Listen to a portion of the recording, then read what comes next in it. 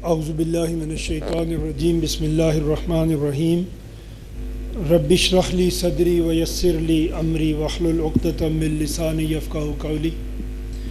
محترم ڈاکٹر چودھری عبدالرحمن صاحب، محترم فیصل صاحب، انتہائی محترم اساتذہ کرام، عزیز طلباء و طالبات، چودھری عبدالرحمن صاحب نے کافی ڈیٹیل میں بتا دیا ہمارا یہاں پہ آج آنے کا مقصد کیا ہے۔ میں اسی پہ آپ سے کچھ تھوڑی تفصیل سے بات کرنا چاہوں گا، اور پھر اس کے بعد ایک مختصر بات میں کوشش کروں گا میں آپ سے کروں۔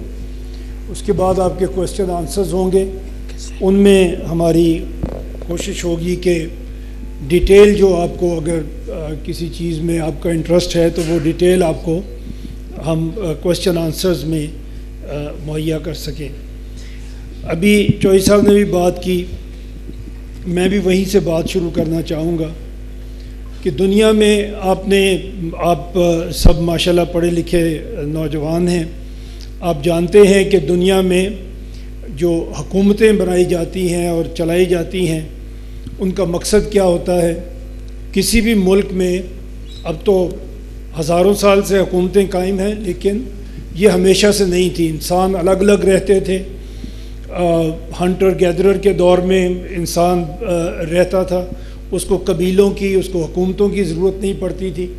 جیسے جیسے تمدن نے ترقی کی، ہماری حکومتیں بننا شروع ہوئیں، ملک بننا شروع ہوئے، اور پھر اس کی ضروریات نے جنم لیا کہ جب آپ ایک معاشرے میں رہتے ہیں اور انسان کی ترقی کے لیے آپ کو کیا کام کرنا پڑتا ہے، ان ضرورتوں نے اپنا سر اٹھانا شروع کیا، اور انسانوں نے اپنے بادشاہوں کے ماتحت رہ کے کام کرنا شروع کیا۔ اور چند صدیاں پہلے انسان نے یہ سوچا کہ بادشاہت جو نسل در نسل چلتی ہے یہ ہمارے مسائل کا حل نہیں ہے، ہمیں اپنے ووٹ سے حکومت چننی چاہیے۔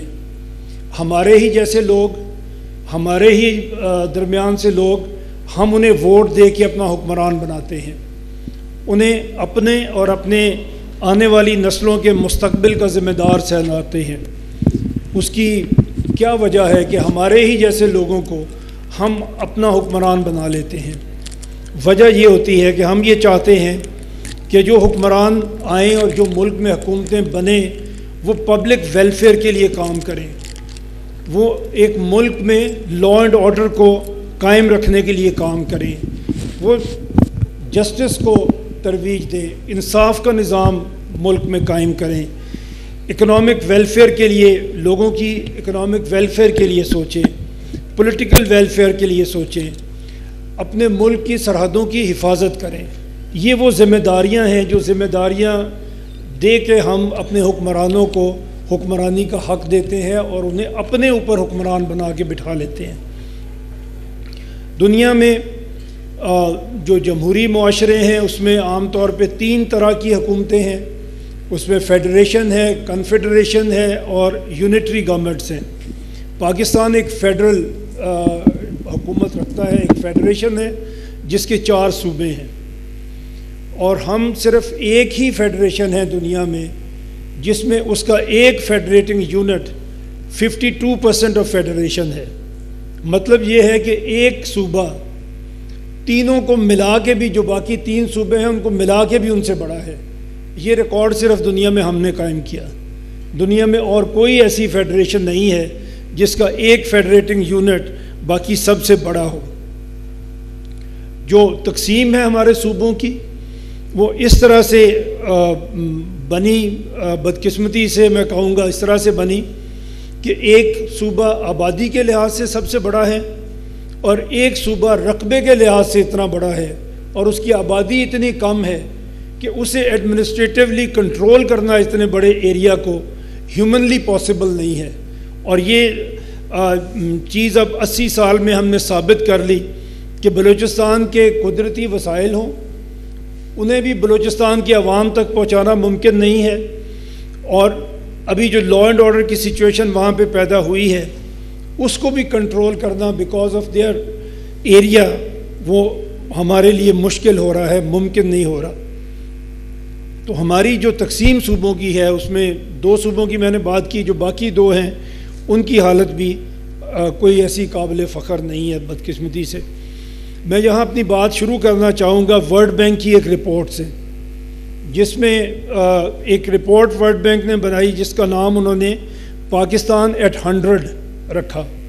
پاکستان 2047 میں 100 سال کا ہو جائے گا۔ ابھی ہم we are into our 79th year, تو 2047 میں ہم 100 سال کے ہوں گے۔ اس رپورٹ میں انہوں نے ڈسکس کیا کہ پاکستان نے اگر مڈل انکم یا اپر مڈل انکم کنٹری بننا ہے تو اس کے لیے اس کے راستے میں رکاوٹیں کون سی ہیں۔ جو سب سے پہلی رکاوٹ انہوں نے مینشن کی ہے وہ ہماری ریجنل انیکوالٹیز ہیں۔ ہمارے ملک میں جو بھی ترقی جیسی بھی ہوئی وہ ایک جیسی ترقی نہیں ہوئی۔ ہم نے پچھلے 79 ایئرز میں صرف 5 کیپٹل سٹیز کو ڈیولپ کیا ہے۔ اگر آپ دیکھیں سندھ میں کراچی کے علاوہ آپ کو کوئی شہر ایسا نہیں ملے گا جہاں پہ بنیادی سہولتیں میسر ہوں گی۔ پنجاب میں ہم سب کو یہ گلہ ہے کہ سارا جو بجٹ ہے وہ لاہور میں لگایا جاتا ہے۔ اسی طرح پشاور صوبہ سرحد کا ڈیولپمنٹ بجٹ کا زیادہ حصہ لیتا ہے، اور اسی طرح سے کوئٹہ جیسی بھی ترقی بلوچستان میں ہے وہ کوئٹہ کے باہر آپ کو نظر نہیں آتی، اور Islamabad is a federal capital develop ہو گیا۔ تو 78 ایئرز میں ہم نے صرف 5 کیپٹل سٹیز ڈیولپ کیے ہیں، اور یہ اتنی بڑی ایک ریجنل انیکوالٹی ہے۔ اگر آپ صوبوں میں دیکھیں تو پنجاب سب سے زیادہ ڈیولپڈ ہے، اگر شہروں میں دیکھیں تو وہ 5 کیپٹل سٹیز ہیں۔ اسی طرح ویکنیس آف انسٹیٹیوشنز ہے، ہمارے ادارے مضبوط نہیں ہو سکے، اور اس میں بھی شاید بہت بڑا ہاتھ اسی لیے ہے کہ ہمارے صوبے گورنیبل نہیں ہیں۔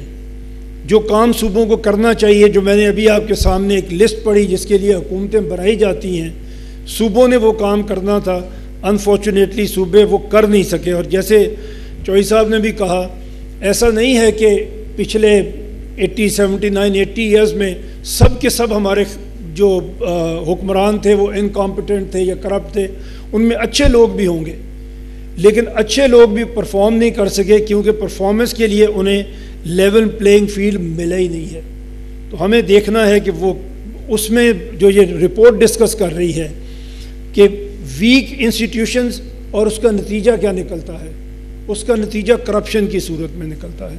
جب آپ کے انسٹیٹیوشنز ویک ہوتے ہیں تو اس سوسائٹی میں کرپشن زیادہ پھلتی پھولتی ہے، کیونکہ آپ کو انصاف مل نہیں رہا، ادارے اپنے طور پہ کچھ کر نہیں سکتے، وہ صرف طاقتور کے اشارے پہ چلتے ہیں۔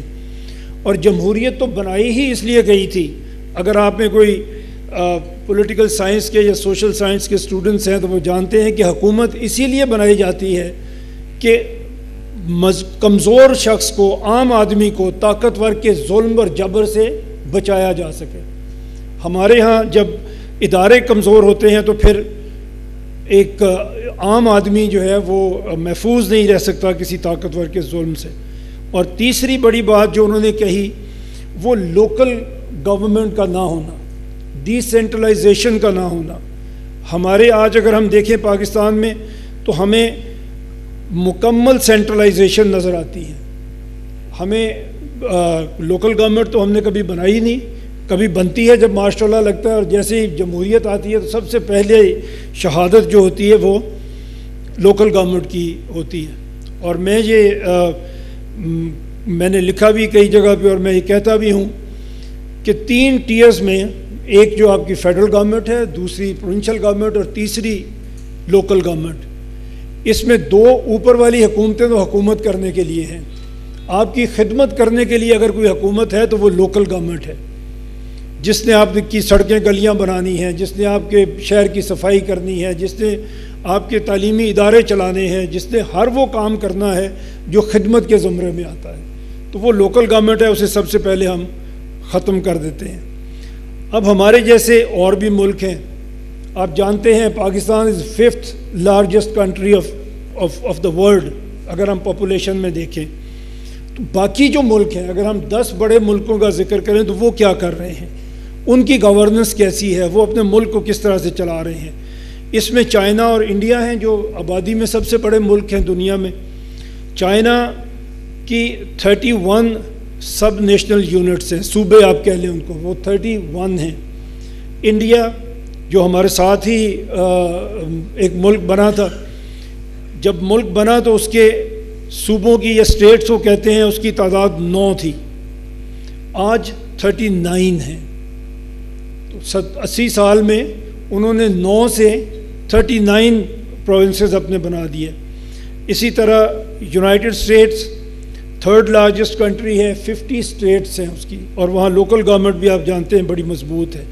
انڈونیشیا جو تقریباً ہمارے جیسا ہے، 27-28 کروڑ کی آبادی کا ملک ہے، 34 پروونسز ہیں انڈونیشیا میں۔ ہم 25 کروڑ کا ملک ہیں، 5ویں نمبر پہ ہیں، اور ہمارے صرف 4 صوبے ہیں۔ تو یہ ایک یونیک مثال، جس طرح سے ہم نے فیڈریٹنگ یونٹس کی بات کی، اس میں بھی ہماری یہی ہے کہ ہم 5واں بڑا ملک ہے، صرف 4 صوبوں کے ساتھ ہم اپنا انتظام چلانے کی کوشش کر رہے ہیں۔ نائجیریا جو 6 نمبر پہ دنیا میں آبادی کے لحاظ سے آتا ہے، 20 کروڑ 21 کروڑ اس کی آبادی ہے، 27 پروونسز نائجیریا کے ہیں۔ برازیل اگین تقریباً 22 کروڑ کی آبادی کا ملک ہے، اور 36 اس میں اس کی اسٹیٹس ہیں۔ بنگلہ دیش یونٹری اسٹیٹ ہے، اس کے ڈسٹرکٹس پاورفل ہیں، صوبے وہاں پہ ہیں ہی نہیں۔ رشیا 142 ملین، اور اس کو ذرا آپ دیکھیے انٹرسٹنگ فیکٹس، کیونکہ آبادی اس کی اتنی زیادہ نہیں ہے جتنا اس کا ایریا زیادہ ہے، دنیا کا رقبے کے لحاظ سے سب سے بڑا ملک ہے۔ 142 ملین کی پاپولیشن پہ ان کے 46 پروونسز ہیں، 22 ریپبلکس ہیں، اور 9 ٹیریٹریز ہیں۔ یہ سارے ان کے ایڈمنسٹریٹو یونٹس ہیں جن کی ہم بات کر رہے ہیں۔ یہی حالت ہماری بلوچستان میں، جیسے میں نے کہا تھا کہ ہمارا رقبہ اتنا زیادہ، اور میکسیکو 10ویں نمبر پہ ہے، 13 کروڑ کی آبادی ہے، اور 31 اسٹیٹس ہیں میکسیکو میں۔ یہ سارا ہمارا ہم نے دیکھا۔ اب پاکستان میں جو پہلا سینسس ہمارا ہوا وہ 1951 میں ہوا۔ اس وقت پاکستان کی ٹوٹل آبادی جو تھی وہ 33 ملین تھی، 3 کروڑ 30 لاکھ کا ملک تھے ہم۔ آج ہم 25 کروڑ کا ملک ہے۔ ایڈمنسٹریٹو یونٹ وہی ہیں جو اس وقت تھے، جو 3 کروڑ کی آبادی پہ تھے وہی آج 25 کروڑ کی آبادی پہ ہیں۔ پنجاب جو 2 کروڑ کی آبادی کا صوبہ تھا ان 1951، ابھی تقریباً 13 کروڑ کی آبادی کا صوبہ بن چکا ہے۔ اسی طرح سندھ 6 ملین 60 لاکھ ٹوٹل آبادی تھی سندھ کی 1951، جو ابھی 55.6 5.5 کروڑ سے بڑا صوبہ یہ بھی بن چکا ہے۔ خیبر پختونخوا کی ٹوٹل آبادی 5.8 ملین سے شروع ہوئی تھی 51 میں، ابھی یہ 4 کروڑ سے زیادہ آبادی کا صوبہ بن گیا، جس میں اب کہتے ہیں کراچی شاید 3 کروڑ کے قریب ہے۔ بلوچستان 1951 میں صرف 11 لاکھ کی آبادی کا ایک صوبہ تھا، جو اب بڑھ کے تقریباً 1.5 کروڑ کی آبادی پہ چلا گیا۔ اس کو اگر ہم پرسپیکٹو میں رکھ کے دیکھیں تو پنجاب اس وقت اگر ہم ملکوں کے ساتھ اس کا موازنہ کریں تو دنیا میں صرف 12 ملک ایسے ہیں جو پنجاب سے بڑے ہیں۔ 12 ملک 200 کے قریب ملک ہیں آپ جانتے ہیں، اور 12 صرف ایسے ملک ہیں جو آبادی میں پنجاب سے بڑے ہیں۔ ان میں چائنا، رشیا، یہ امریکہ اور انڈیا، یہ سارے جو 150 کروڑ کی آبادی کے ملک ہیں وہ بھی شامل ہیں۔ سندھ آبادی کے لحاظ سے دنیا کا 32واں بڑا ملک ہو سکتا ہے اگر یہ ہم ملکوں میں رکھ کے اس کو دیکھیں۔ ایون کے پی جو بلوچستان کے بعد آبادی میں سب سے کم ہے، وہ بھی صرف 41 کنٹریز ہیں جو آبادی میں کے پی سے زیادہ ہیں۔ بلوچستان 172 کنٹریز دنیا میں ہیں جو رقبے کے لحاظ سے بلوچستان سے چھوٹے ہیں۔ تو یہ ہماری تقسیم ہے بدقسمتی سے جو ہم نے اپنے صوبوں میں کر رکھی ہے۔ اب جب ہم یہ سب کام کرتے ہیں تو اس کا پھر کچھ نتیجہ بھی نکلتا ہے۔ اگر ہم اپنی اپنی گورننس کو ٹھیک نہیں کرتے تو اس کا نتیجہ کیا نکلتا ہے، وہ میں آپ کے سامنے اب رکھنا چاہ رہا ہوں۔ ایک سروے جو یو این نے ایک سروے کیا جس میں اس نے سسٹینیبل ڈیولپمنٹ گولز کے اوپر 167 کنٹریز کو سروے کیا اور ہمارا نمبر اس میں 140 ہے۔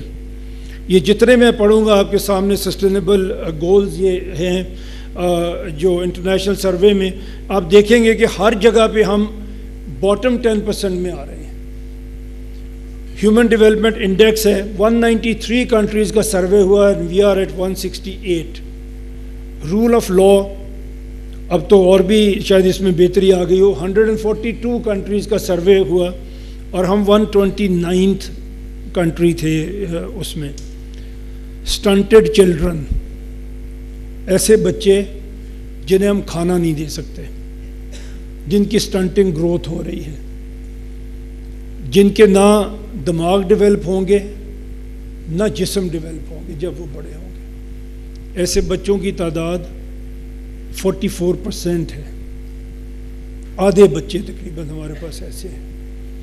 اور یہ آج سے 10 سال کے بعد 15 سال کے بعد جب آپ لوگ اپنے کریئر کی پیک پہ پہنچ رہے ہوں گے تو یہ آپ کے پیروں کی سب سے بڑی زنجیر ہوں گے۔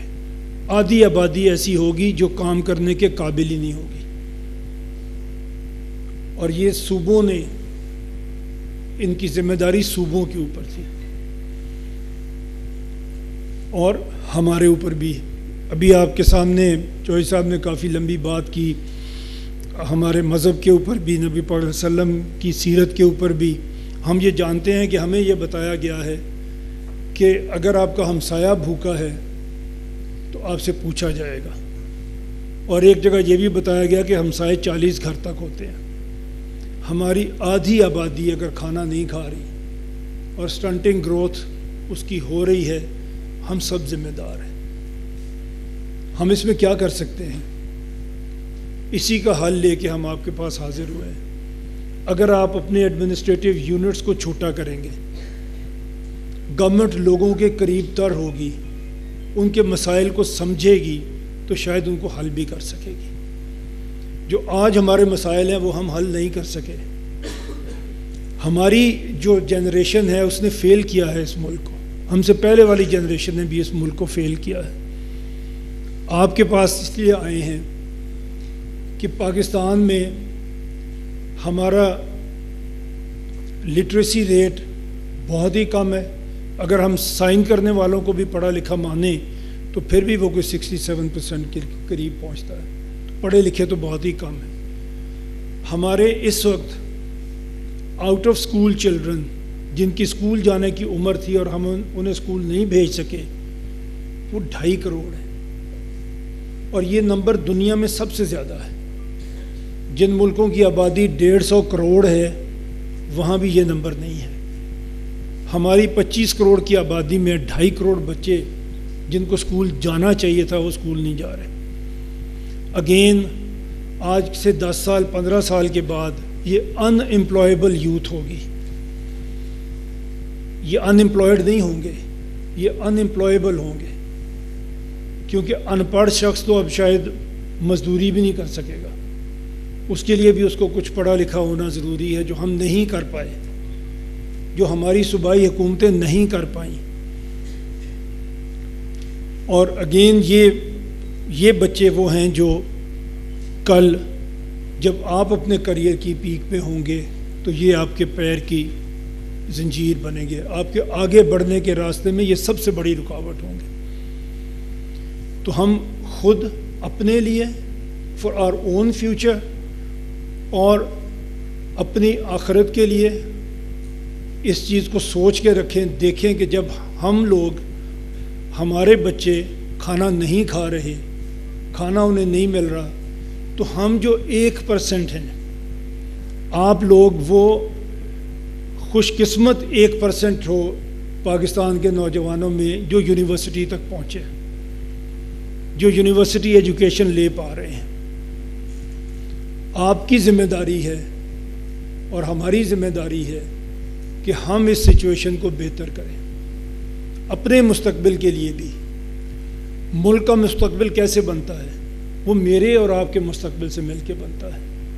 اور اگر ہم اپنا اور اپنے ملک کا مستقبل ٹھیک کرنا چاہتے ہیں، کل کو اللہ کے سامنے بھی جواب دہ ہونا ہم سمجھتے ہیں کہ ہم نے ہونا ہے، تو یہ ضروری ہے کہ ہم اپنے سٹنٹڈ گروتھ والے بچے، ہمارے وہ بچے جو اسکول نہیں جا رہے، ہمارے وہ لوگ جن کو انصاف نہیں مل رہا، کسی کو بھی نہیں مل رہا، جن کو انصاف نہیں مل رہا، ان کے لیے ہم کچھ کریں.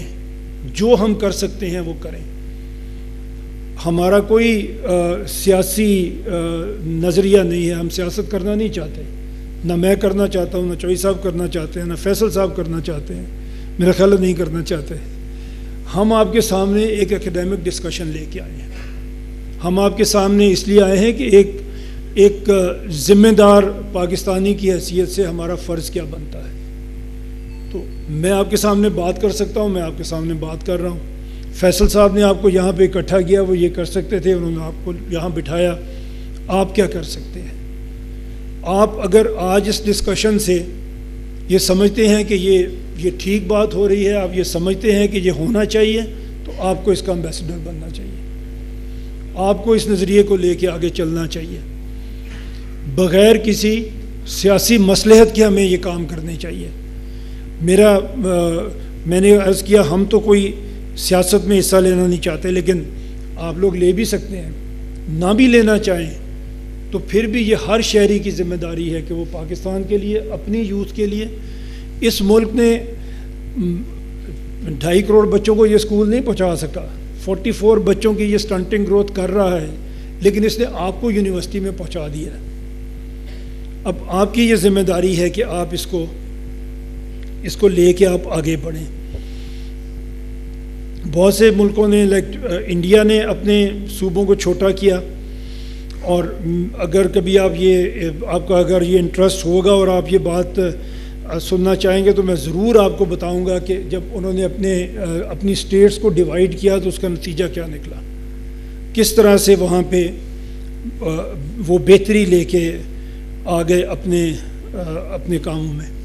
میرا خیال ہے میری بات جو میں کرنا چاہ رہا ہوں وہ تو میں یہی ختم کرتا ہوں، اور I would like to have your questions, جو بھی آپ پوچھنا چاہیں، جس میں آپ کی دلچسپی ہوگی انشاءاللہ وہی بات ہم زیادہ تفصیل کے ساتھ آپ کے ساتھ کر لیں گے. السلام علیکم ایوری ون.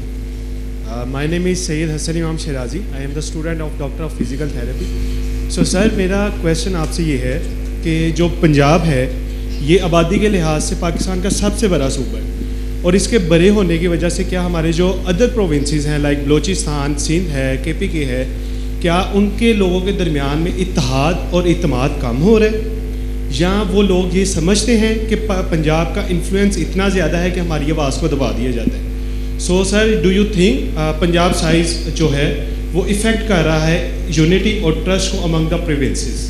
Thank you. یہی بات میں کہنا چاہ رہا تھا، آپ نے سوال کر دیا، اس کو ذرا ڈیٹیل میں دیکھ لیتے ہیں. ہماری صوبوں کی تقسیم لاب سائیڈڈ ہے.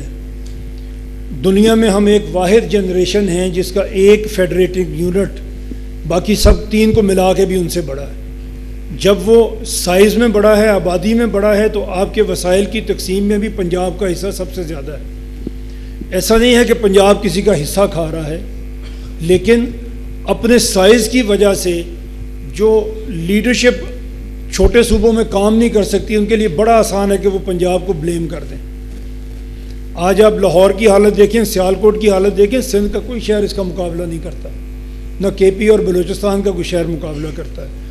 لیکن یہاں پہ کام ہوا، وہاں پہ کام کم ہوا ہے پنجاب سے، اور وہاں کے لیڈر کے لیے یہ ایک بڑا آسان اسکیپ ہے کہ ہمارے وسائل پنجاب کھا گیا. پنجاب ضرور وسائل زیادہ لیتا ہے لیکن اپنی آبادی کے لحاظ سے لیتا ہے. تو آپ تقسیم کریں ان کو کہ کوئی رقبے کے لحاظ سے ان مینیجیبل ہے، کوئی آبادی کے لحاظ سے ان مینیجیبل ہے. میں آپ کو ایک اس میں فگر اور دینا چاہ رہا ہوں، جو بڑے صوبے ہم نے بنائے ہوئے ہیں اس کے جو نتائج نکل رہے ہیں کہ گورنمنٹ آف پاکستان نے ایک سروے کیا، اور انہوں نے کہا کہ ہم اپنے جو ڈسٹرکٹس ہیں ان کو دیکھنا چاہتے ہیں کہ ایجوکیشن کے لحاظ سے اگر ہم دیکھیں تو ہمارے ڈسٹرکس کس کیٹیگری میں آتے ہیں اور کتنا تعلیم میں وہ کام کر رہے ہیں. تو 4 انہوں نے کیٹیگریز بنائی ہر ڈسٹرکٹ کی. اس میں ایک ویری ہائی کیٹیگری تھی, ایک ہائی, ایک میڈیم اور ایک لو. یہ ڈسٹرکٹس کی تقسیم انہوں نے کرنا چاہیے کہ ایجوکیشن میں کام کیسے ہو رہا ہے. جو ویری ہائی ہے اس میں وہ ڈسٹرکٹس تھے کہ جنہوں نے جو سکور انہوں نے مقرر کیا اس میں جو 80 to 100 مارکس جس نے لیے وہ ویری ہائی ڈسٹرکٹس تھا آپ کی ایجوکیشن کے لحاظ سے.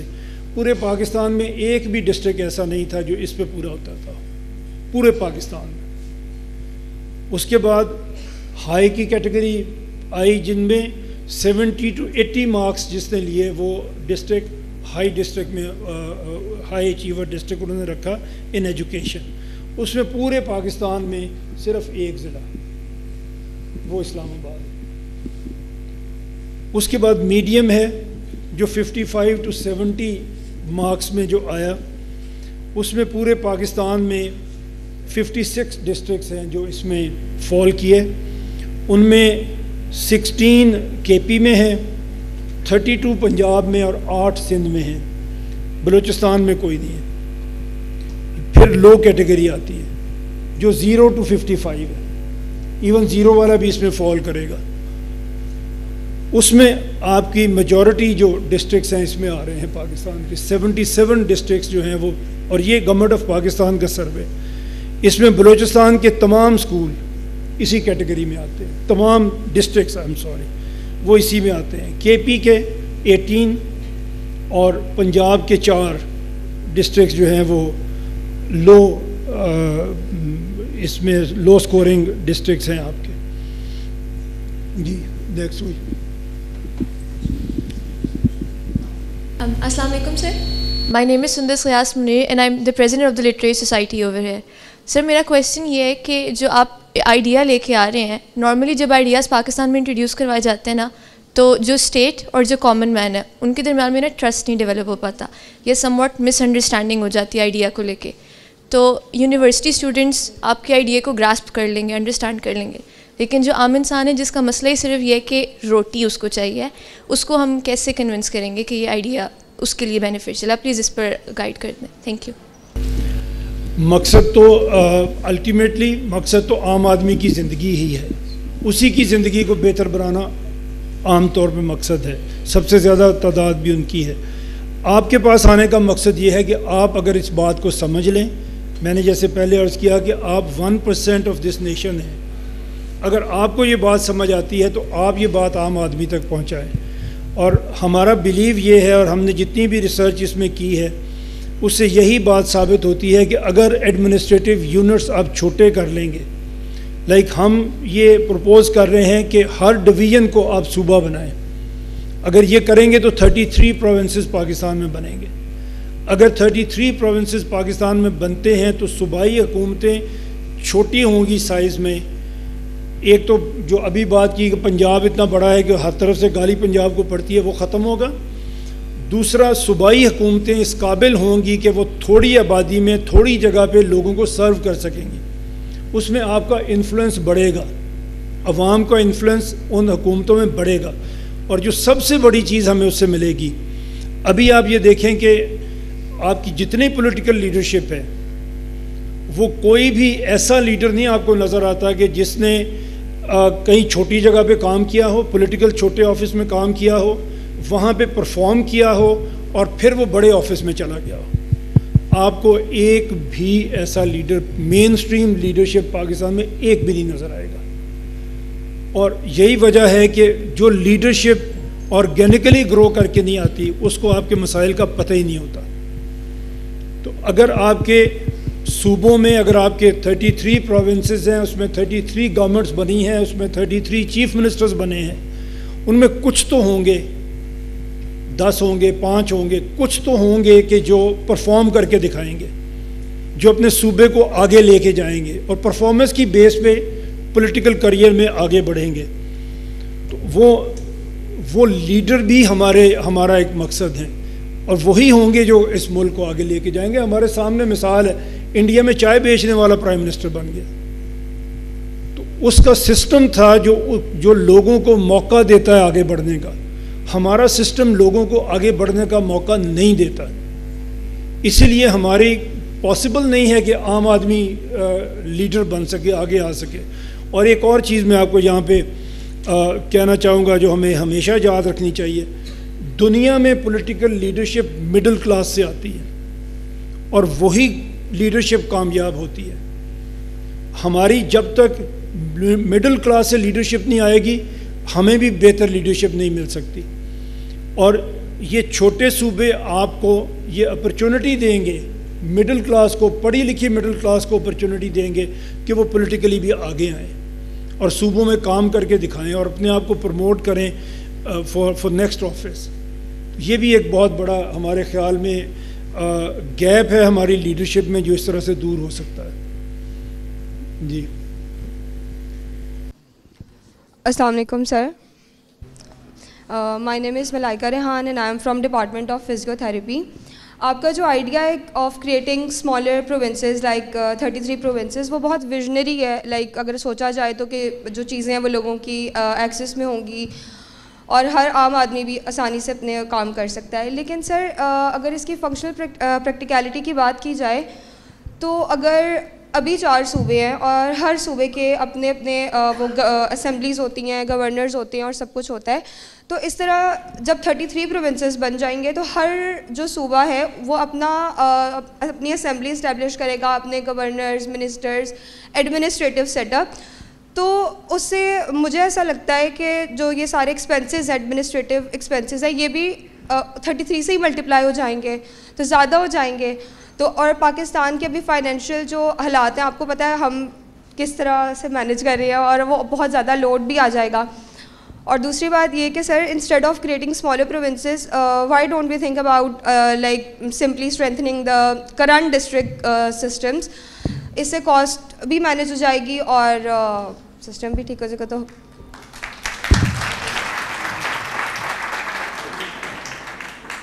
جس طرح سے ہم مینیج کر رہے ہیں اس کی تو میں نے آپ کے سامنے اتنی لمبی تقریر کی ہے کہ ہم مینیج تو نہیں کر پا رہے 4 صوبوں میں رہتے ہوئے، بٹ ہم نے اس پہ بھی کام کیا ہے۔ اور یہ میں آپ کو بتانا چاہتا ہوں، بڑی یہ آپ کے لیے ایک انفارمیشن ہوگی کہ اگر آپ صوبوں کو چھوٹا کر دیں گے تو ایکچولی آپ کے ایڈمنسٹریٹو چارجز جو ایکسپینسز ہیں وہ کم ہو جائیں گے بڑھنے کی بجائے۔ ابھی آپ پنجاب حکومت دیکھتے ہیں، آپ اس کے پروٹوکول اور اس کے جہاز اور اس کے دفتر اور اس کا سب کچھ دیکھتے ہیں، جب صوبہ چھوٹا ہوگا تو پھر یہ سب کچھ نہیں رہے گا۔ اگر آپ ابھی بھی پنجاب گورنمنٹ اور یا سی ایم پنجاب اور سی ایم بلوچستان کے پروٹوکول دیکھیں تو آپ کو بڑا فرق نظر آئے گا۔ وہ چھوٹا صوبہ ہے، اس میں یہ سب کچھ پاسبل نہیں ہے۔ ہم جو پرپوز کر رہے ہیں اس میں جو اس وقت گورنمنٹ چل رہی ہے آپ کی، اس وقت کمشنر جو ڈویژن کا ہیڈ ہے وہی چیف سیکرٹری بنے گا، اور جو پولیس کا ہیڈ ہے یہاں پہ آر پی او وہی آئی جی بنے گا پروونس کا۔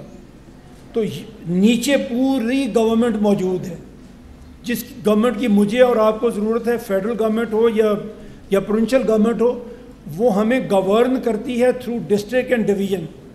تو وہ پوری کی پوری مشینری موجود ہے۔ اوپر سے جو آپ کا سیکریٹریٹ ہے اتنا بڑا پنجاب میں بنا ہوا، وہ ختم ہو جائے گا، abolish ہو جائے گا۔ تو ایکچولی آپ کے ایکسپینسز کم ہو جائیں گے زیادہ ہونے کی بجائے۔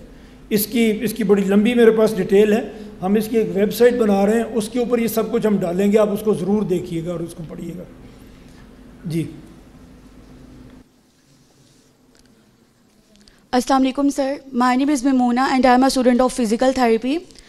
سر جیسے کہ ابھی سب نے اکانومی کے بارے میں کویشچن کیے ہیں، لائک جیسے فورن کنٹریز اس طرح سے ڈیولپ ہو رہی ہیں کہ ان میں جو اکانومی سسٹم ہے وہ بہت بیٹر ہے، اور اگر پاکستان میں دیکھا جائے، بلکہ آج میں آتے ہوئے یہ دیکھتی ہوئی آئی کہ روزانہ کی طرح ہر ایوری 2 اسٹیپس کے ڈسٹینس پہ بیگر سسٹم بہت زیادہ ہے۔ تو یہ اکانومی کی وجہ سے ہی ہے۔ لائک پنجاب میں ہر سسٹم اچھا ہے لیکن اس کے باوجود جو بیگرنیس ہے یا جو بیگنگ سسٹم ہے وہ بہت زیادہ ہے۔ تو ہم کیسے اس کو کنٹرول کر سکتے ہیں؟ میں سمجھا نہیں، کیا سسٹم آپ نے کہا؟ جو بیگنگ سسٹم ہے، مانگنے والے، بیگنگ سسٹم۔ اگر ہم روڈ پہ دیکھتے ہوئے آئیں تو ہر 2 اسٹیپس کے ڈسٹینس پہ کھڑے ہوتے ہیں۔ تو یہ شارٹیج آف اکانمی ہے.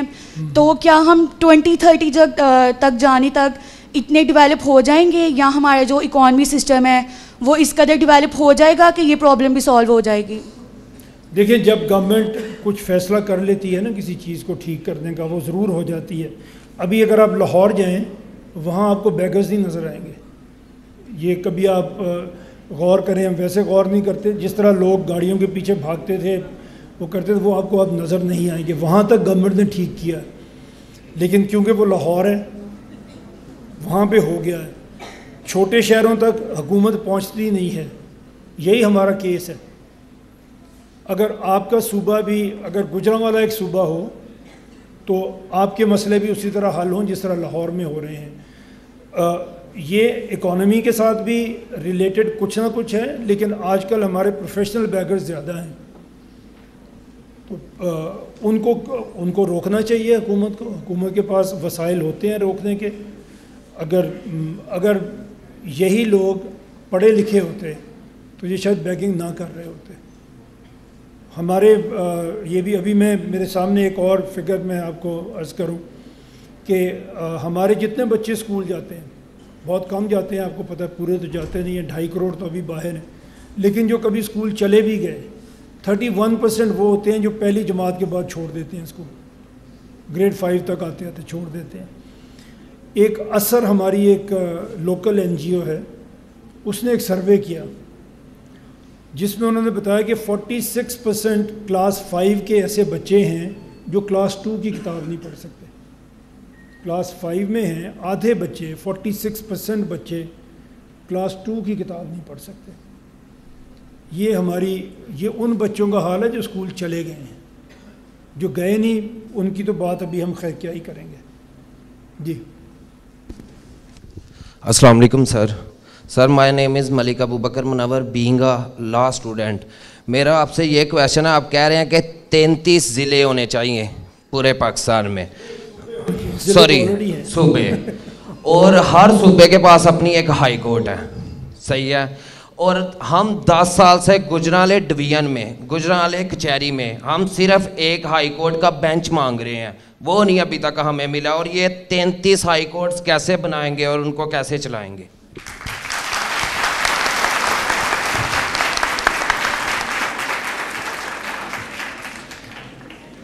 یہ وکیل زیادہ بیٹھے ہیں یا سائل زیادہ بیٹھے ہیں؟ اتنی بڑی تعریف.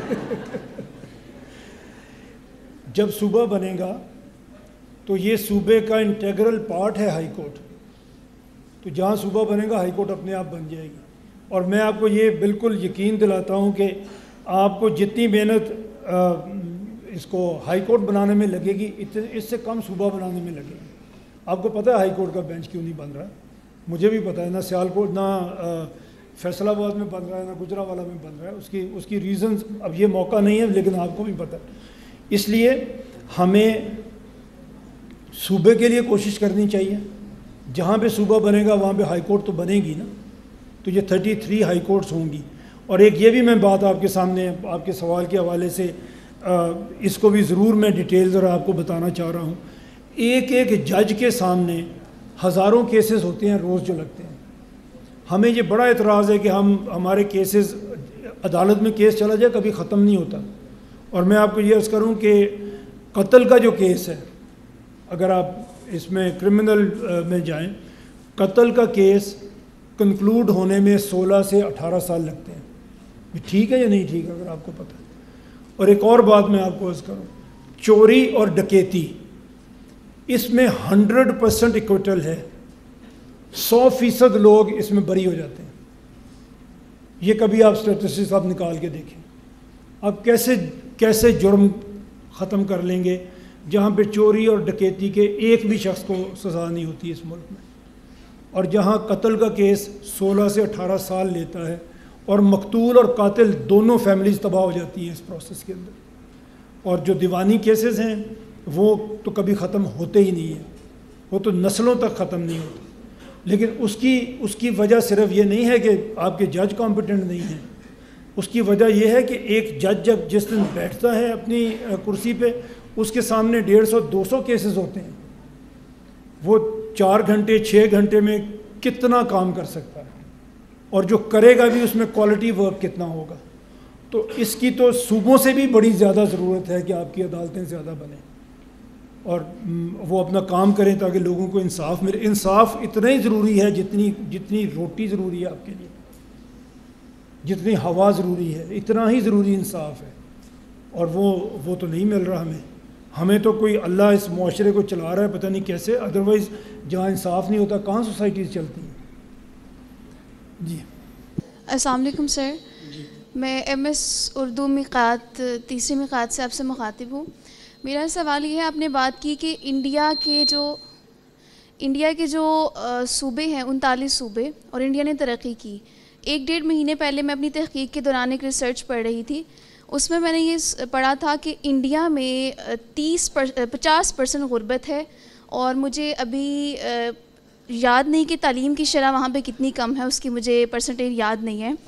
تو اگر پاکستان میں 33 صوبے بن جاتے ہیں تو کس طرح سے پاکستان میں غربت ختم ہوگی اور تعلیم جو ہے وہ عام ہوگی؟ غربت وہاں پہ بہت زیادہ ہے ابھی, لیکن اگر آپ 20 سال 30 سال پہلے دیکھیں تو اس کے مقابلے میں انہوں نے بہت زیادہ امپروو کیا. اگر ابھی بھی 80 کروڑ لوگ ہیں جن کو گورنمنٹ راشن دے رہی ہے تو اس کا مطلب ہے کہ وہ بہت غریب ہیں, لیکن اس کا ایک یہ مطلب بھی ہے کہ گورنمنٹ کے پاس اتنے ریسورسز ہیں کہ وہ 80 کروڑ لوگوں کو راشن دے رہی ہے. تو انڈیا کوئی ہمارا آئیڈیل نہیں ہے. ہم نے صرف 2 باتیں کی ہیں انڈیا کے حوالے سے. ایک یہ کہ انہوں نے اپنی اسٹیٹس کو چھوٹا کیا ہے, دوسرا وہاں پہ عام آدمی کے پاس یہ اپرچونٹی ہے کہ وہ اپنے آپ کو اگر ثابت کرے تو وہ ملک کا پرائم منسٹر بن سکتا ہے. یہ 2 باتیں کی ہیں, اور کسی حوالے سے انڈیا ہمارا کوئی آئیڈیل نہیں ہے. جی السلام علیکم سر, میرا نام طوبہ امتیاز, میں فارمیسی کی اسٹوڈنٹ ہوں. تو میرا آپ سے یہ کویشچن ہے کہ آپ نے بولا ہے کہ اتنے صوبے ہونے چاہیے, اور ان صوبوں کو چلانے کے لیے پھر ہمارے پاس ایڈمنسٹریشن وغیرہ بھی ہونی چاہیے, اور ایڈمنسٹریشن میں ہمارے پاس جو بھی کمپٹیٹیو ایگزامس ہوتے ہیں, ہمارے پاس CSS کے ایگزام ہوتے ہیں, اور وہ ایگزام ہم نے دیکھا ہے کہ اتنے کمپٹیٹیو بنا دیے جاتے ہیں کہ وہ ایک تو انگلش لینگویج میں دیے جاتے ہیں, ان کے جو انٹرویوز ہوتے ہیں وہ بھی انگلش لینگویج میں ہوتے ہیں, اور ہماری جو قومی زبان ہے وہ اردو میں ہے. تو کیا ہم یہ امیجن کر سکتے ہیں کہ 2030 میں یہ ایگزام جو بچوں کو دیے جاتے ہیں تو وہ اردو لینگویج میں کیے جائیں, تاکہ اس سے یہ بھی جو ہمارے جو دوسرے طلبات ہیں ان میں بھی اتنی کیپیسٹیز ہو کہ وہ کمپٹیٹیو ایگزام کو پاس کر سکیں. اس کی ریشو اتنی کم بنا دی جاتی ہے کہ کوئی بھی انسان اس کو اتنی آسانی سے پاس نہیں کر سکتا. اور جب لوگ, آپ نے بتایا کہ 2.5 کروڑ ہماری جو عوام ہے وہ اسکول نہیں جا سکتی, جب ہمارے پاس اتنی زیادہ ان چیزوں کو ٹف بنا دیا جاتا ہے, اتنے مقابلات آگے پیش کر دیے جاتے ہیں, یونیورسٹیز کے اخراجات اتنے بڑھا دیے جاتے ہیں کہ ماں باپ اپنے بچوں کو آگے نہیں پڑھا سکتے, تو اس کو ختم نہیں کیا جا سکتا؟ کیا اس چیز کو کم نہیں کیا جا سکتا کہ بچے آگے پڑھیں بھی, ان مقابلات کو کم کیا جائے, آگے سے ان کے اخراجات کو کم کیا جائے؟ اس بارے میں تھوڑا بتا دیں. کمپٹیٹیو ایگزام تو ان کا اسی لیے نام ہے کہ وہ کمپٹیٹیو ہیں, تو آسان تو نہیں بنانا چاہیے, اس کے تو میں بالکل حق میں نہیں ہوں. بٹ اردو ہماری نیشنل لینگویج ہے, اس کے لیے ہمیں کام کرنا چاہیے.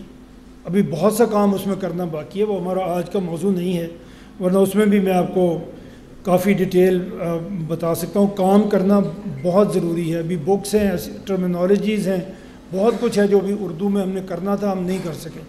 ہمیں کرنا چاہیے, نیشنل لینگویج ہے, اس کو پڑھنا بھی چاہیے. اب تو ہم نے گھروں میں پہلے پنجابی بولنی چھوڑ دی تھی, اب اردو بولنی بھی تقریباً چھوڑ دی ہے, جو ایک بہت بڑا لاس ہے. جب ہم اپنی زبان سے دور ہوتے ہیں, ہم اپنے پورے کلچر سے دور ہو جاتے ہیں, اپنے پورے ادب جو آپ کا ہے جو اس سے بھی دور ہو جاتے ہیں, تو وہ ضرور کرنا چاہیے. جی السلام علیکم sir, my name is Kashaf Yamin, I am a student of doctor of physical therapy.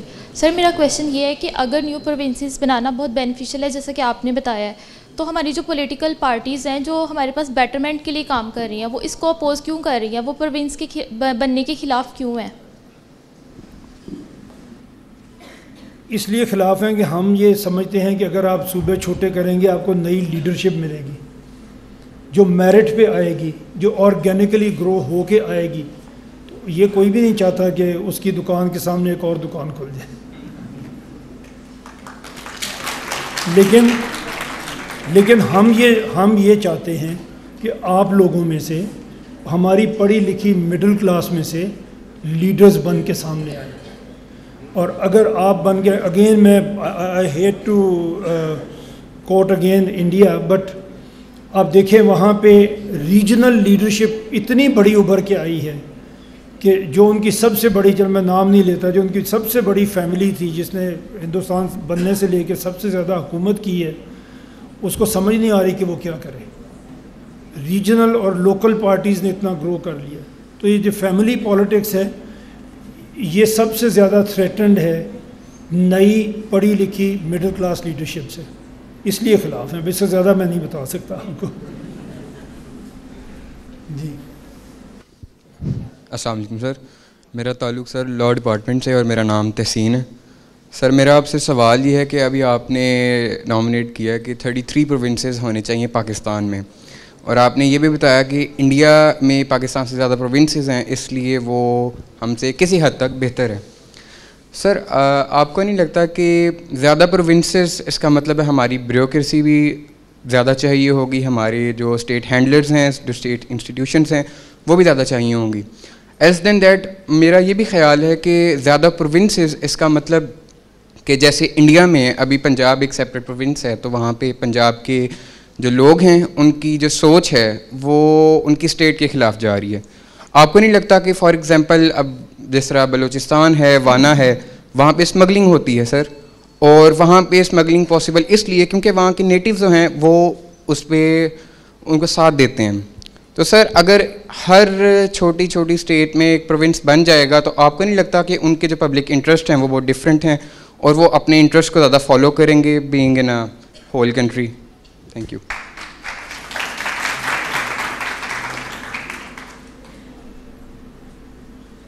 مجھے جو آپ کے سوال سے سمجھ آئی یہ بات کہ آپ کا خیال یہ ہے کہ اگر چھوٹے صوبے ہوں گے تو ان میں ملیٹنسی بڑھ جائے گی جیسے انڈین پنجاب میں بڑھ گئی ہے, اس طرح کی آپ نے بات کی ہے, وہ الگ ہونے کی کوئی ٹینڈنسی بن سکتی ہے. ایسا نہیں کچھ ہوتا. ابھی جو آپ کے صوبے ہیں اس میں یہ ٹینڈنسی بہت ہے.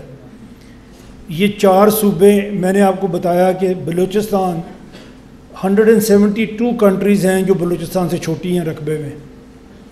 پنجاب سے 12 ایسے ملک ہیں جو صرف 12 ایسے ملک ہیں جو آبادی میں پنجاب سے بڑے ہیں.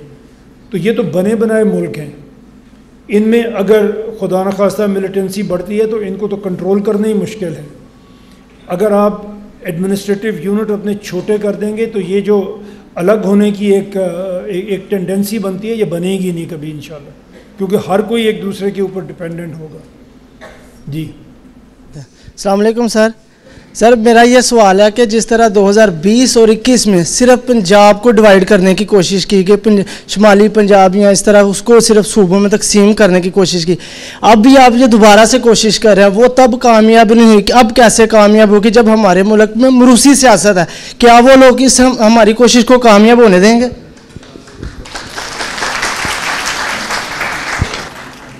ایک تو میں یہ جو سوچ ہے نا اس پہ بات کرنا ہی چاہ رہا تھا, اس وقت ذرا لمبا ہو گیا میں نے بات نہیں کی, تو آپ نے سوال کر دیا, اچھا کیا. یہ سوچ ہماری بدلنی چاہیے کہ ہم یہ نہیں کر سکتے. اگر ہم سب اکٹھے ہوں اور اس ملک کی یوتھ اکٹھی ہو تو آپ سب کچھ کر سکتے ہیں. ایسا ہو ہی نہیں سکتا کہ آپ نہیں کر سکتے. آپ جیسی کیسی بھی جمہوریت ہے اس ملک میں اور پارٹیز یہ دیکھتی ہیں کہ عوام کی رائے کیا ہے, اس کے مطابق اپنے مینیفیسٹوز بناتی ہیں. تو اگر عوام کی رائے یہ ہو اور پڑھے لکھے لوگوں کی رائے یہ ہو تو ہر پارٹی کو اس پہ کام کرنا پڑے گا. کوئی پارٹی اس کو چھوڑ نہیں سکتی. اور میں آپ کو ایک اور بھی بتا دوں, یہ پورے پاکستان میں جیسے آپ نے ابھی بات سنی ہے, ہم ہر جگہ گئے ہیں, بہت ساری جگہوں میں پاکستان میں گئے ہیں, ہر جگہ پہ یہ سینٹیمنٹ ہے کہ صوبے بننے چاہیے. اور اس کا اگر آپ دیکھیں جتنی ہماری بڑی پولیٹیکل پارٹیز ہیں وہ اپنے اپنے مینیفیسٹوز میں یہ کہتی ہیں اور کہہ رہی ہیں اور کہہ چکی ہیں. 1988 میں بے نظیر بھٹو نے جب وہ واپس آئی تھی ضیاء الحق کے بعد, تو انہوں نے جو مینیفیسٹو دیا انہوں نے کہا کہ ہم ڈسٹرکٹ گورنر بنائیں گے.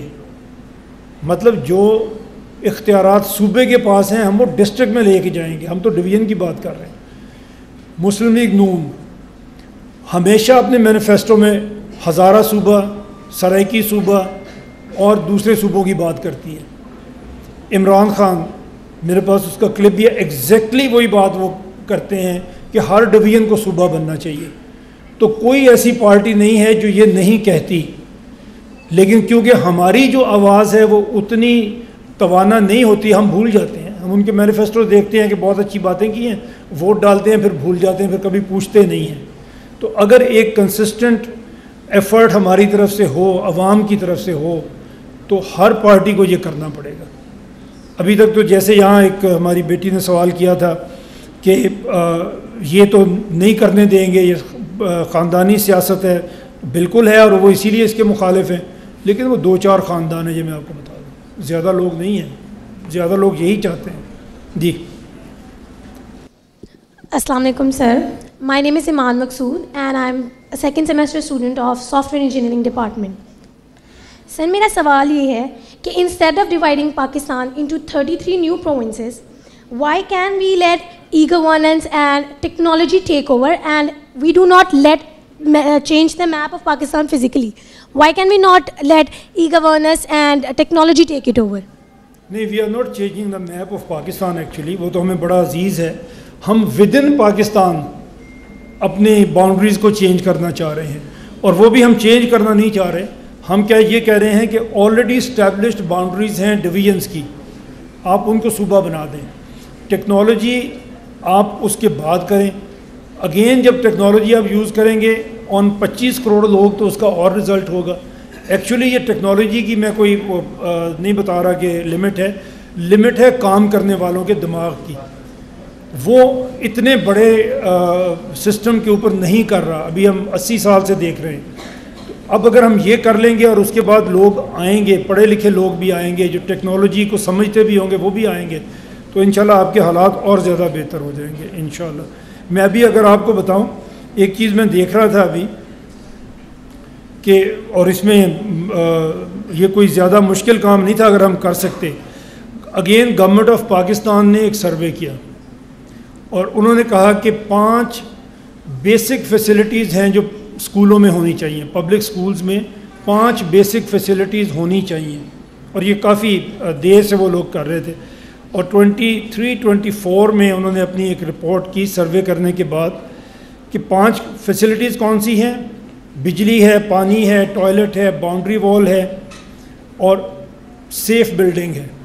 یہ 5 چیزیں انہوں نے کہا ایسی ہیں جو ہر اسکول میں ہونی ہی چاہیے, اور اس سے کوئی بھی ڈفر نہیں کر سکتا. یہ تو 5 منیمم ایسی چیزیں ہیں جو اسکول میں ہونی چاہیے.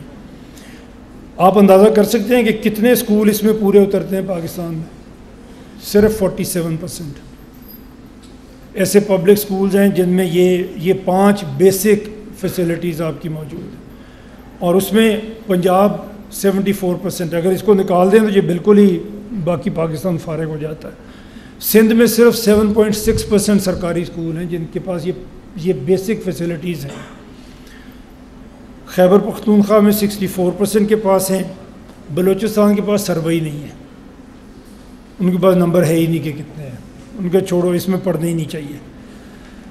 اے جے کے میں 8.6% ہیں. گلگت بلتستان میں 20% ہیں. ایون اسلام آباد آپ کی کیپٹل ٹیریٹری ہے, چھوٹا سا اسلام آباد ہے, اس میں بھی صرف 72% اسکول ہیں جن کے پاس یہ بیسک فیسلٹیز ہیں. تو آپ بچوں کو پڑھانا چاہ رہے ہیں, اسکول جو ہیں وہ جب منیمم پاسبل جو ان کے پاس ہونی چاہیے فیسلٹیز وہ بھی نہیں ہیں.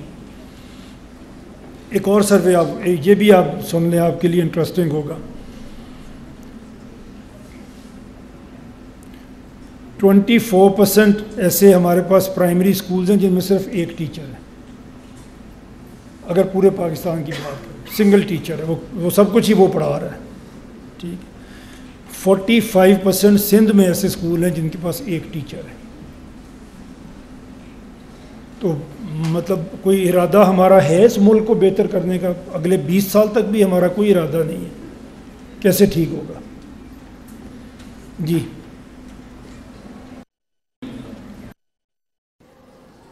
میر احمد میرا نام ہے, میڈیا ڈپارٹمنٹ سے. سر آپ کی میں نے گفتگو پہلے بھی آپ کی چودھری صاحب کی گفتگو جو ہے وہ اس سے پہلے بھی سنی ہے. آپ کے ارادے نیک ہیں, آپ کی نیت صاف لگتی ہے. آپ نے چیلنجز اور اپرچونیٹیز کی سر بات کی ہے, لیکن اصل چیز ہے دا وے فارورڈ. ہم یہاں تک پہنچے کیسے وہ تو ایک کہانی ہو گئی, لیکن ہم آگے کیسے سر پہنچیں گے اس میں میں اور آپ جو ہیں تقریباً آپ چلیں مڈل کلاس میں آتے ہیں, ہم لوور مڈل کلاس میں آتے ہیں. آپ نے بات کی کہ مڈل کلاس جو ہے وہی حالات بدلے گی, لیکن جو یہاں کی ایلیٹ کلاس ہے یا ایگزیکٹو کلاس ہے وہ کرنے دے گی ہمیں. آپ اندازہ کریں کہ ججز جو ہیں وہ انصاف مانگ رہے ہیں, کیونکہ وہ انصاف کرتے نہیں.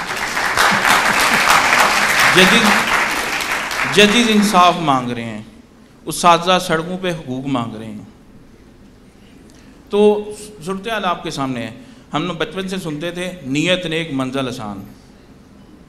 منزل تو تب سر ملے گی جب نیت ہوگی, اور نیت جو ہے ان لوگوں کے پاس نیت ہے جن کے پاس جو ہے فیصلہ کرنے کی جو ہے وہ اور امپلیمنٹیشن کرنے کی جو ہے وہ طاقت نہیں ہے. جن کے پاس ہے وہ کہیں اور بیٹھے ہوئے ہیں. اس حوالے سے آپ بتائیں کہ یہ کہیں یہ آئیڈیا وہاں بھی سیل ہو رہا ہے کہ نہیں ہو رہا سر؟ یہاں تو بہترین ہے سر. Thank you. میں آپ کو ایک چھوٹا سا کسی کا انالیسز ہے وہ میں آپ کو بتانا چاہ رہا ہوں. ابھی میں نے پہلے بھی بات کی کہ یہ سوچ ہمیں بدلنی پڑے گی کہ ہم کچھ نہیں کر سکتے, ہم ہی کچھ کر سکتے ہیں. آپ کبھی اس پہ غور کیجئے گا کہ یہ جہاں بھی ہم جاتے ہیں, جو سب آپ نے دیکھا ہے, سب سے زیادہ یہ سوال ہوتا ہے کہ بات تو بالکل ٹھیک ہے تو لیکن ہم کیا کر سکتے ہیں. یہ سوچ ہمیں بدلنی پڑے گی. اس کی وجہ ہے ہم یہ کبھی سوچیں ہم یہ ایسا کیوں سوچتے ہیں. جو ڈیولپ نیشن ہے وہ ایسا نہیں سوچتے. ہم کیوں سوچتے ہیں؟ ہمارے اوپر, مسلمانوں کے اوپر, انڈیا میں ہمارے اوپر 1000 سال تک بادشاہوں نے حکومت کی ہے, جنہوں نے یہ ثابت کیا. جو آج ہمارے ہیرو بھی ہیں بادشاہ ہی تھے, ہم رہے ہی تھے. ہمیں یہ بتایا گیا کہ جو کچھ بھی کر سکتا ہے بادشاہ کر سکتا ہے, اگر کوئی اور کوشش کرے گا تو اس کا سر اڑا دیں گے. ایسے ہی تھا نا. یہ 1000 سال کی ہماری تاریخ ہے نا, مسلمانوں کی بھی اور انڈیا کی بھی, کہ بادشاہ سلامت تھے اور عوام کچھ نہیں کر سکتی, صرف بادشاہ کچھ کر سکتا. ہمارے لوگ اس نظام سے نکل کے اگر کسی مذہبی لیڈر کے پاس چلے گئے تو اس نے کہا کہ ہاں میں تمہیں ضرور پڑھاؤں گا اور سکھاؤں گا, پہلے تم میرے مرید بنو گے, میرے سامنے نہیں بولو گے. پیر کے سامنے بولنا تو کفر ہو جائے گا, تو بولو گے نہیں میرے سامنے, سوال نہیں ہوگا. بادشاہ نے بھی سوال کرنے سے منع کر دیا. جس مذہبی لیڈر کے پاس آپ گئے تھے کسی خانقاہ میں اپنی تربیت کے لیے, اس نے بھی سوال کرنے سے روک دیا. آپ عالم دین کے پاس چلے گئے, اس نے کہا یہ میرا فرقہ ہے, یہ میرا امام ہے, اس کے آگے تم سوال نہیں کر سکتے. تو ہمیں تو ہر طرف سے سوال کرنے سے منع کر دیا گیا. اللہ آپ کو قرآن میں کیا کہتا ہے؟ کتنی جگہ پہ آپ ذرا نکال کے دیکھیں, ابھی چیٹ جی پی ٹی آپ کو بتا دے گی, کتنی جگہ پہ اللہ کہتا ہے کہ عقل والو تم سوچتے کیوں نہیں ہو, تم سمجھتے کیوں نہیں ہو, تم سوال کیوں نہیں کرتے ہو. ہمیں یہ سکھایا تھا ہمارے مذہب نے بھی, دنیا کی تعلیم بھی سوال کرنا سکھاتی ہے. آپ کے کتنے فزکس کے لاز بدل گئے ہیں, کیسے بدل جاتے ہیں؟ سوال کرنے سے بدل جاتے ہیں. ہر سال نوبل کے نئے پرائز لوگ لے کے جاتے ہیں, نئی تھیوری سائنس میں لے کے آتے ہیں. کیسے لے کے آتے ہیں؟ سوال کرنے سے لے کے آتے ہیں. ہمیں یہ سوچ نکالنی ہے اپنے اندر سے کہ ہم کیا کر سکتے ہیں. یہ آپ لوگ جو بیٹھے ہیں, میں بار بار کہتا ہوں, جو 1% آف دا نیشن ہے, آپ کے اوپر سب سے بڑی ذمہ داری ہے کہ آپ نے بات کرنی ہے اور آپ نے اس نیشن کو لیڈ کرنا ہے کسی نہ کسی رول میں.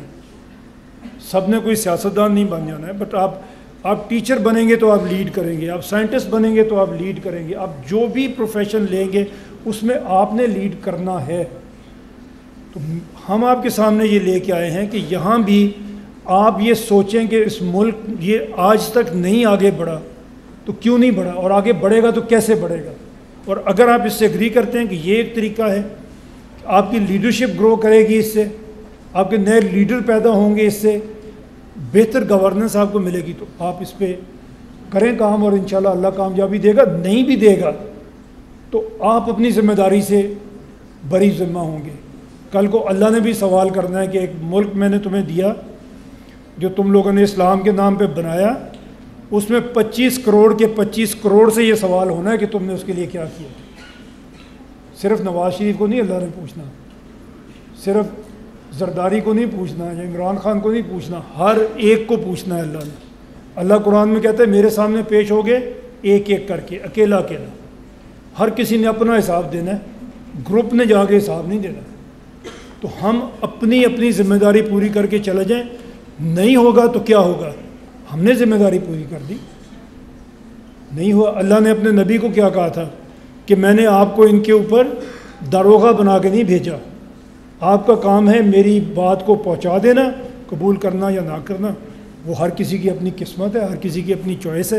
آپ تو اپنی ذمہ داری پوری کر دیں. میں نے آپ سے آج یہی ریکویسٹ ہے کہ اگر آپ یہاں سے کچھ سیکھ کے نکلتے ہیں تو اپنی ذمہ داری پوری کر دیں, انشاءاللہ اللہ بہتر بھی کر دے گا. جی السلام علیکم, میرا نام بسمہ ہے اور میں BSIT سے ہوں. میرا کوشچن یہ ہے کہ ٹاپک یہ ہے کہ پہلے تو ہمیں لوگوں کو, ہم اسلامی جمہوریہ پاکستان ہے یعنی یہ ملک ایک جمہوری ملک ہے, تو سب سے پہلے تو ہمیں لوگوں کو ووٹ کی اہمیت کا بتانا چاہیے کہ ان کا ووٹ کتنا زیادہ ویلیویبل ہے اور اس کی کیا اہمیت ہے. اگر ہم اپنے مطلب پولیٹیکل سسٹم میں دیکھیں تو ہماری جو کنٹری کو 3 ہی فیملیز جو ہیں وہ رول کری جا رہی ہیں 70 ایئرس سے, ٹھیک ہے. وہ ایک ہی سوچ کو جو ہے وہ آنے والی جنریشنز پہ بھی امپوز کری جا رہی ہے کہ تم لوگ بھی جو ہم نے کیا وہی تم بھی کرو گے.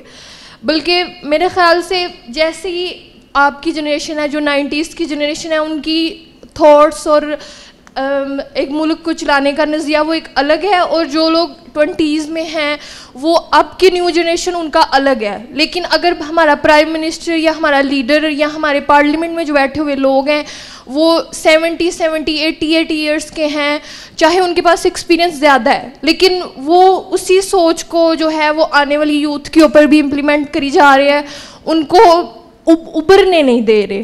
اور اس کے ساتھ ساتھ وہ کہیں نہ کہیں مطلب پاکستان کے لیے اس طرح ڈیسیژن بھی نہیں لے پا رہے کہ جس سے وہ اپنی ذات کے لیے اپنا ہی وہ پاور کو ڈسٹریبیوٹ نہیں کرنا چاہ رہے لوگوں کے ساتھ کہ ہم ہی جو ہے نا وہ ادھر مسلط رہے ہیں. تو اس کے بارے میں بھی آپ بتا دیں کہ جیسے ہم لوگ ہیں اس میں کیا پتہ ہم لوگ بیٹھے ہیں تو ہم میں سے ہی کل کو کوئی لیڈر بنے, کوئی پاکستان کا پرائم منسٹر بھی بن سکتا ہے. تو مطلب وہ اتنا اس کو سپورٹ کریں گے, اس کو اجازت دیں گے, اپنی پاور کو ڈسٹریبیوٹ کرنا چاہیں گے مڈل کلاس کے ساتھ, تو پھر ہی پاکستان میں چینج آئے گا. جبکہ ایلیٹ کلاس ہی وہ اپنے پاس رکھے گی تو پھر چینج تو نہیں آئے گا پاکستان کے اندر. اور جہاں تک انڈیا کی بات ہے تو انڈیا میں اب جو, کیونکہ مجھے تھوڑا شوق ہے پولیٹکس کے بارے میں, تو اگر ہم انڈیا کا دیکھیں تو یہ ان کی سب سے بڑی غلطی تھی کہ انہوں نے, وہ جو ان کا پرائم منسٹر ہے نریندرا مودی, اس کے پاس کوئی ڈگری نہیں تھی اور وہ ایک چائے والا تھا اور اس کو انہوں نے پرائم منسٹر بنا دیا. یعنی اس کے پاس کوئی موٹیو نہیں ہے اور اس نے ان کی کنٹری کا بیڑا غرق کر دیا. چاہے وہ ڈیموکریسی سب سے زیادہ بڑی ہے لیکن اس کے پاس کوئی ڈگری نہیں ہے. یعنی ایجوکیشن آپ کی تھنکنگ کو ایک شیپ دیتی ہے. تو یہ بھی مجھے لگتا ہے کہ ہمیں سپورٹ کرنا چاہیے, بلکہ پاور کو تھوڑا ڈسٹریبیوٹ کرنا چاہیے, نہ کہ ایلیٹ کلاس اس کو اپنے تک رکھے. کون ڈسٹریبیوٹ کرے گا؟ جو اوپر بیٹھے ہوئے جو لوگ ہیں. میری بیٹی وہ کیوں ڈسٹریبیوٹ کریں گے؟ تو وہ یہی تو نہیں نہ چاہتی, یہ پہلے ان کی تھنکنگ چینج کرنی چاہیے نا. آپ کی بات میں نے اسی لیے آپ سے سوال کیا. دیکھیں ابھی میں نے اتنی جو لمبی بات کی ہے نا وہ اسی لیے کی تھی, جہاں بادشاہوں کی مثال بھی دے دی, مذہبی لوگوں کی مثال بھی دے دی. وہ اسی لیے آپ کو مثال دی کہ ہمارے اندر یہ انکلکیٹ کر دیا ہے ہمارے 1000 سال کی غلامی نے کہ ہم یہ سمجھتے ہی نہیں ہے کہ ہم نے خود کرنا ہے. جس کے پاس اختیار ہے وہ آپ کو اختیار میں شامل کیوں کرے گا؟ نہیں کرے گا. یہ ہم نے کرنا ہے, ہم انہیں مجبور کر کے لے آئیں گے کہ وہ ہمیں ہمارا حق دیں. جمہوریت بنی ہی اس لیے تھی کہ میجورٹی غریب ہے, بے اختیار ہے, ایک ایلیٹ ہے جس کے پاس دولت ہے, طاقت ہے, تو پھر عام لوگ اکٹھے ہو گئے تھے اس کے خلاف, اور انہوں نے آہستہ آہستہ بادشاہت کو ختم کیا اور جمہوریت کو لے کے آئے. یہ عام آدمی کی جدوجہد تھی. یہاں بھی عام آدمی کی جدوجہد ہوگی. کوئی آپ کے ساتھ اختیار تقسیم نہیں کرتا, نہ کبھی کرے گا. یہ ہمیں لینا پڑے گا اختیار. جی Sir, my name is Gohar Qureshi and I am Head of Department Law. Sir, it was a very inspiring speech and thought-provoking session. آپ کو بھی سنا, چوئی صاحب کو بھی سنا. میرا ایک سوال ہے سر اور ایک خواہش ہے, ایک گزارش ہے. سوال یہ ہے کہ اس ملک کو بنے 80 سال ہو گئے ہیں اور ملک کا بیلنس آف پیمنٹ صرف 2 سالوں میں پازیٹیو رہا. جو ایوب خان صاحب کا دور تھا 1967 اور 1966, اس زمانے میں پاکستان میں کوئی صوبہ نہیں ہوا کرتا تھا اور بیسک ڈیموکریٹک سسٹم تھا. سر, یہ جو 33 صوبے بنانے کا منصوبہ ہے, اگر اس کی بجائے ہم اسی بیسک ڈیموکریٹک سسٹم کو لے آئیں جس میں لوگوں کو گراس روٹ لیول پہ اور ان کے ڈور سٹیپ پہ سستا انصاف ملے اور ان کی تمام ضروریات ایڈریس ان کے ڈور سٹیپ پہ ہوں, تو یہ کیا بہتر ایک طریقہ نہیں رہے گا؟ اور دوسری جو میں خواہش کا اظہار کرنا چاہ رہا تھا سر, آپ نے ابھی کچھ دیر پہلے کہا کہ میرا اور فیصل منظور صاحب کا سیاست میں آنے کا کوئی ارادہ نہیں ہے یا کوئی خواہش نہیں ہے. اگر یہی بات 100 سال پہلے محمد علی جناح صاحب, بیرسٹر محمد علی جناح صاحب اور بیرسٹر علامہ محمد اقبال صاحب, یہی بات علی گڑھ میں کھڑے ہو کے اگر علامہ اقبال صاحب کہہ دیتے یا بیرسٹر محمد علی جناح صاحب کہہ دیتے تو آج اکھنڈ بھارت کا ایک ٹکڑا پاکستان بن پاتا.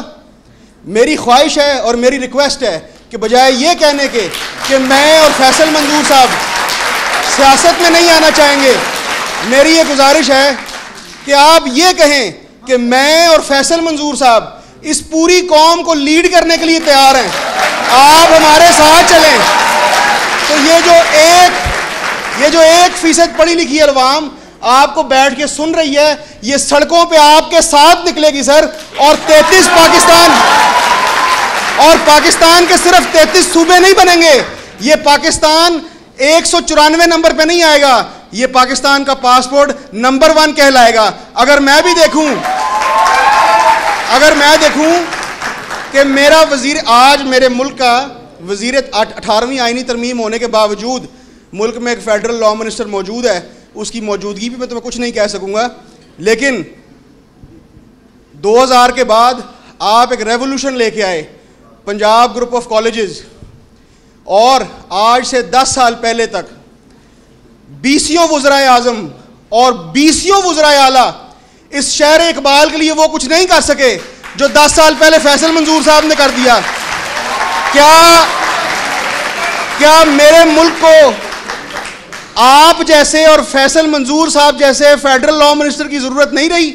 بہت شکریہ سر.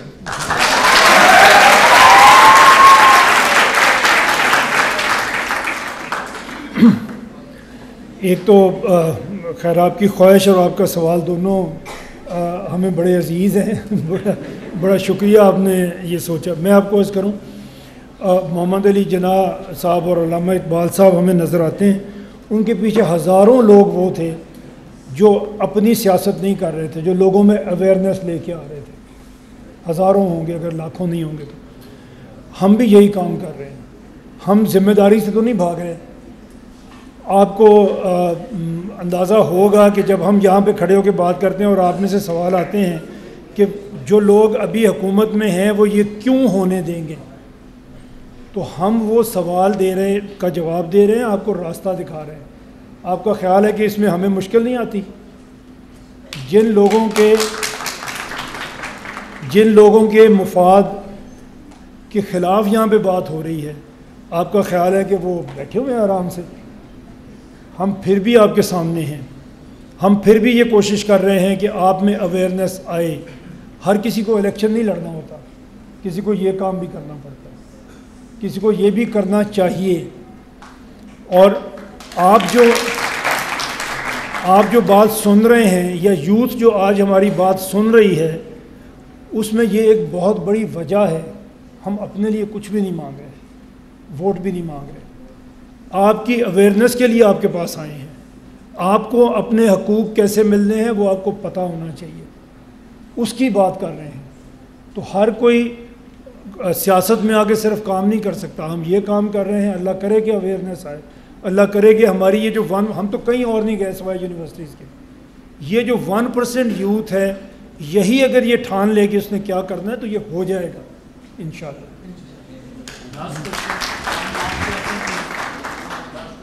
السلام علیکم. I am Dr. Amna Sohaib. I am heading Department of Commerce. Thank you so much, sir.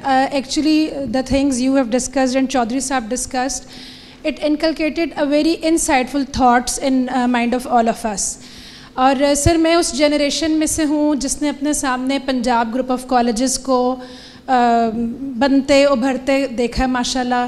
Capital university of science and technology ہو, آپ کے باقی وینچرز ہوں. آپ نے ایجوکیشن کے اسٹیٹسٹکس کا بار بار ذکر کیا, تو میں اس میں بھی چاہوں گی کہ ہم سب آپ کی ان کاوشوں کو کہ پاکستان کی جو ایجوکیشن میں اسٹیٹسٹکس بہتر ہوئی ہے, اس میں میں سمجھتی ہوں کہ پنجاب گروپ آف کالجز کا بھی بہت بڑا ہاتھ ہے.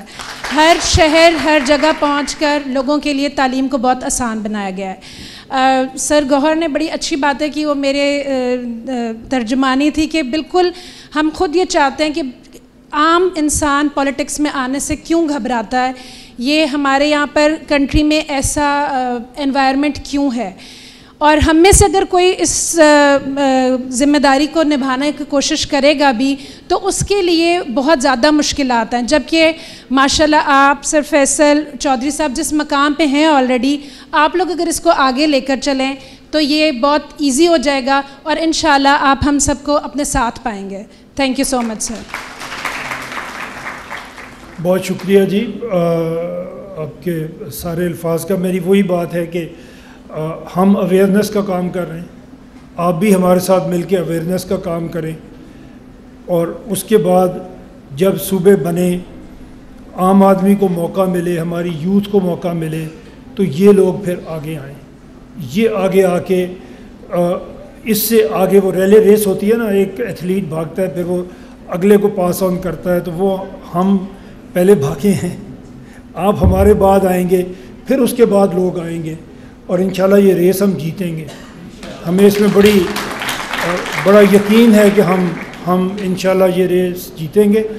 دنیا میں جو بھری ہوئی ہے دنیا ان مثالوں سے کہ اگر آپ ایمانداری سے کام کریں, اگر آپ ماحول ایک اچھا بنائیں, اگر ہم ایک اچھا ماحول بنائیں تو یہ 25 کروڑ لوگ جو ہیں یہ ہماری طاقت ہیں. کنفیوشس نے کہا تھا, ایک بڑا مشہور اس کا ہے کہ in a country well governed poverty is سم تھنگ ٹو بی ashamed آف. اگر آپ کا سسٹم کام کر رہا ہے, in a country badly governed wealth is سم تھنگ ٹو بی ashamed آف. آج کل جو ہمارے امیر لوگ ہیں ان کی شرم کا مقام ہے ہمارا ملک, اور اگر ہم یہاں کی گورننس اچھی کر دیں گے تو پھر جو غریب ہوگا وہ اپنی وجہ سے غریب ہوگا, وہ ہمارے استبداد کی وجہ سے غریب نہیں ہوگا.